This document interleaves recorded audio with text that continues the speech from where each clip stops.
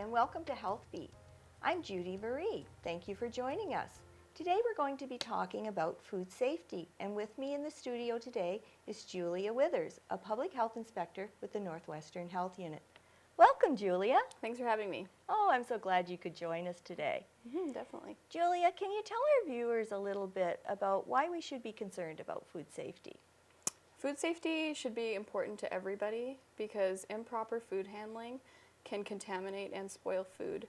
And you want to make sure that the food that you're preparing is safe for yourself and the people that you're serving. Julia, so you already explained why we should be concerned about food safety. Who does it impact? Food safety can impact young children, the elderly, and people who are immunocompromised more, and it can be life-threatening that way. So it can be pretty serious. Definitely. And I see you brought some props here in the studio with us. Do you want to just tell us a little bit about them? Definitely. So the first item that I brought is a can opener, and can opener is one of those utensils that is usually forgot about during dishwashing and sanitizing. So this is just a reminder that a can opener touches the contents of every can that you open, meaning that their food does get stuck on this little piece here, and that can harbor bacteria. So this is just a reminder to always wash your can opener. Oh, that's a good suggestion. I bet a lot of people forget about that. Yeah, definitely. What else have we got? So we've also got, I brought this cutting board here.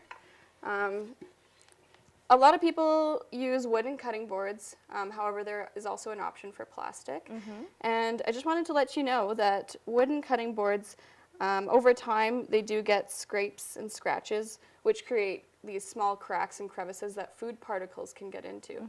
And in these crevices, that's where bacteria can grow and thrive. So cleaning a wooden cutting board is a lot more difficult and than a plastic cutting board. So what we would recommend is that if you do use a wooden cutting board, that you use it for non-hazardous foods, and you choose a plastic cutting board when you're cutting raw meats or okay. I hazardous didn't know foods. that, Yeah. so that's a good tip. Yeah. And I see you have some jars here on the table. Yeah, so these jars here represent bacteria growth between 0 hours and 2 hours, and that is the typical time that we cap off for leaving food at room temperature. So a normal amount of bacteria on food, there'll be about 5, as you can see represented by these beans here. And then after about 20 minutes, you'll see that it has doubled and there's 10. And then after 60 minutes, we have 40. An hour and 20 minutes, we have 80. And after 2 hours, we have 320 bacteria. And that's just a visual because you can't see the bacteria on the food itself. Yeah. So that's why food safety is so important, because you can't actually see any bacteria that's harmful that may be in the food. Yeah. When we go grocery shopping and we bring our food home, we buy our fruits and vegetables. Why is it important to wash them? Well, we don't necessarily know where our fruits and vegetables are coming from, and in that transportation process, what has happened as well. So it's always good to wash your produce, especially the loose produce that you'll find at the grocery store. Prepackaged sometimes says it's already pre-washed, but if you still see the soil on there, you're going to want to wash that, and that will reduce the amount of bacteria. Yeah. And I guess if people, it's flu and cold season too, and if they're sneezing and coughing, and then maybe, touching the food in the supermarket too. Exactly. So I guess that's good just to be smart and just think about it. And I have to be honest and say I never thought about the can opener, so that was something I learned when we were prepping for the show, which is really great. Yeah. Let's talk a little bit about turkeys. Christmas season's coming up, and I always remember my mom thawing the turkey on the Christmas counter. Yeah. So can you tell us a little bit about what's the proper way to thaw a turkey? Yeah, so we would never recommend thawing a turkey at room temperature. As I mentioned with the beans, bacteria between 1 minute and 2 hours grows exponentially. So it definitely takes longer than 2 hours to thaw a turkey on the counter. So what we would recommend is taking that turkey out of the freezer a little bit earlier and putting it in the fridge and letting it thaw in the fridge over a couple of days instead. Another option is thawing it under cold running water. And if you have a microwave big enough, that would be another option. You can thaw in a microwave as So well. it's actually safe to thaw a Yes. turkey in a microwave. If you have a large enough A microwave. larger, and probably one that's powerful Yeah, enough or exactly. whatever. Yeah. Okay, great. And stuffing is one of my favorite things as well. So can you tell us a little bit about stuffing the bird at Christmas and some things just to watch for? Yeah, so when you are stuffing your turkey and you're putting it in the oven to cook, you're going to always make sure that you're using your probe thermometer to check the internal temperature of the turkey. But what some people don't know is that you also have to take the internal temperature of the stuffing because the stuffing is a non-hazardous food, but the turkey is a hazardous food, and they have touched each other, so it is contaminated. Right. So it must also be cooked to the same internal temperature. So the old thing about shaking the leg of the turkey to see if it's done is not the best method. No, for, definitely not. Okay. Now, usually there's a lot of leftovers at Christmas time as well, and so we store them in the fridge. So I was just wondering some tips for storing food in the refrigerator, whether it's Christmas time or whatever, just to make sure that we're handling it safely. Yeah, so the main thing with storing food and your leftovers is you're going to want to make sure that your food is cooled from above 60 degrees to 4 degrees within 2 hours for the same reason that I had talked about the beans with the bacterial growth. And you're going to want to, if you have a large amount of leftovers, divvy it up into smaller containers and let them cool separately. You can also put them in an ice bath in those separate containers, and that will bring the temperature down more rapidly. And the last option is you can also add ice to your food, and that will help cool it as well. Okay. Yeah. Because I know one of my favorite things to do is to make that big pot of soup on the stove, and then you have it for lunches and that. And so the big pot of soup is too big to put in the fridge right away, so I guess you could do a similar thing there. Exactly. And just another reminder, if you're thinking about putting that large pot of soup in the fridge, it will not cool in time, and it will also warm up the rest of your fridge, which could spoil the rest of your food in the cooler. Oh, that's an Yeah. excellent tip. That's Yeah. really, really great. Yeah. Is there anything else that you want to just add with, preparing our food or storing our food in the fridge that maybe people should think about? Yeah, so you're going to want to make sure that your refrigerator's maintained at least 4 degrees or below, and that will make sure that your food is held at a safe temperature. And any food that's left out between 4 degrees Celsius and 60 degrees Celsius, we consider to be the danger zone, and that's when bacteria will grow, as we mentioned before, at room temperature. So you're going to want to make sure your food isn't in that range for longer than 2 hours. So longer than 2 hours. Exactly. That's great. Yeah. Okay. We're going to take a short break, and we'll be right back with more of Health Beat.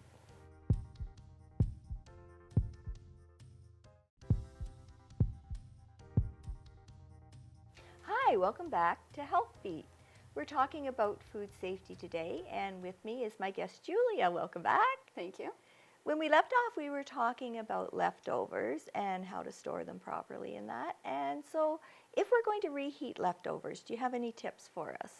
Yeah, so all leftovers will have to be reheated to their initial cooking temperature, depending on whatever food item you're warming up.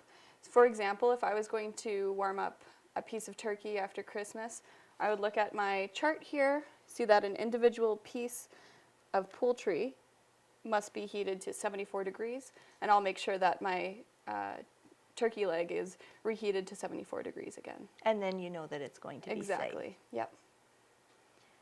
I know potlucks are also one of my favorite things, and we see a lot of dishes and that. And I know a lot of people have potlucks and have guests over around Christmas time. So what tips do you have to share with people there to make sure that they're having safe food practices? Yeah, potlucks are my favorite too. Yeah. And I think we've all been to a potluck where the people arrive, they put their food out on the table, and then it'll sit there for the entire night. So the main thing I want to let everyone know is that hot foods must stay hot and cold foods must stay cold. So hot foods hot and cold foods cold. That's kind of a golden rule then for food safety. Yeah, so if you do have if you're bringing hot foods or cold foods, make sure that they're put into containers that can keep them at the proper temperatures, and that food's not sitting out for longer than 2 hours for the same reason that I had mentioned. They could be sitting in that danger zone and bacteria could be thriving on them. Now, crock pots, are they okay? They keep food at a constant temperature. Would that be an example of being able to keep the food in the right temperature to prevent the bacteria growth? Crock pots vary between brands, and they're not always reliable. They don't bring food up to temperature within time, meaning that they hold food in the danger zone for longer than 2 hours. However, if you have already cooked something and you're just looking to hot hold that food, it might work for you. What I would recommend is bringing a probe thermometer and checking the temperature of the food. So actually sticking it in the food and making sure that it's staying above 60 degrees. Above 60 degrees. Exactly, yeah. Okay, that's really good to know. What about packaged foods? I know there's so many out there on the market, and some say pre-cooked and some say not cooked. Is there any difference in the temperatures or how you would cook those? The main thing with prepackaged foods is that you're going to want to follow the directions directly from the box. You're not going to want to vary from those at all. Just because food is pre-cooked, it doesn't make it safe to eat yet. It still needs to be heated up to the temperature that is indicated on the box. So that's a key piece, because sometimes people think, oh, it's pre-cooked, I'll just warm it up. But actually read the instructions and make sure you're bringing it up to the proper temperature then. Exactly, yeah. Just recently, I know there's been a lot of talk about romaine lettuce and the food call, so let's explore that a little bit. How do people know that there's a food recall, and if they hear about it, what should they do? With food recalls, like romaine lettuce was a big one. You'll usually hear about it in the news if it's large. However, if you are interested, you can subscribe to receive notifications about food recalls from the Canadian Food Inspection Agency. And they'll send emails about all the recalls in the area, and then you can make sure that you haven't purchased those items. And if you have purchased an item that has been recalled, we'd recommend that you either throw it away or return it to the store. Okay, Yeah. so when in doubt, be safe. Exactly, yeah. Very good. Now, you work for the Northwestern Health Unit, and your role there is as a public health inspector. Can you tell us a little bit about what that looks like in one day in your job and how it's related to food safety? Yeah, so we inspect all of the restaurants in our area in Northwestern Ontario. We also review all the special occasion food permits that happen, all the events, little special events that happen in our area. And we also will provide education and resources to anyone that happens to come into our office or gives us a call. Can you tell us a little bit more about the special occasion food permits, like when they would be required and how they would access them? Yep, anytime that you're hosting an event that is open for the public, we would require a special occasion food permit. So with the special occasion food permit, you follow up with a phone call? Yeah, we typically follow up with a phone call just to make sure that they are fully prepared to have a safe event for the public. Okay, sounds great. And the forms, I take it, are pretty easy to fill out. Yep, they're very easy. You can fill it out and either fax it in or send it in an email, and it's all available on our website. Okay, and there's no charge for that? There's no charge, no. Okay, that's awesome. And I know the Health Unit has a variety of programs as well related to food safety. Can you share a little bit about that? Yeah, we offer private water sampling every second Tuesday of each month. And you can bring your water samples in and have your water tested. Julia, you were telling us a little bit about, people can bring in their water samples and have them tested. What other programs are available at the Health Unit? We also have the Safe Food Handling course, which is now required across the province for all restaurants. And we also have the Choose Wise website where the public can go online and check out the inspection results of all the local restaurants. Interesting. And lastly, we also have a new app that we have information on beaches, safe water, and ticks. So it's a little bit more comprehensive beyond just the food safety. And is that currently available now, or is that just coming out, or where are we at with that? Yeah, we're currently available for the app. It is available for Apple devices at the moment, and Android is currently being worked on. And you can find that at the App Store if you type in environmental health. So watch for more coming Exactly, soon. yeah. With the water samples now, is there any charge for that? It is $2 for a private water sample. And that probably just covers shipping or handling. Yeah, we cover majority of those costs. Okay. Yeah. And with the food safety handlers course, now I know we do offer programs there at the health unit because I work there, but I believe it's also available online. Yeah, so you can access the Safe Food Handling course online, and we also offer an independent book study as well, so you can do it at your own pace. So there's lots of ways that people can access it. And you also mentioned it's now a requirement of the restaurants to have somebody trained in safe food handling. Yeah. Is that new that it's a requirement, or is that something that's just come in with the new standards? Yep, as of July 1st, 2018, it is a new regulation, and it is required that at least one person must be certified on site at all times. Please join us in a few moments and we'll continue on with Health Beat.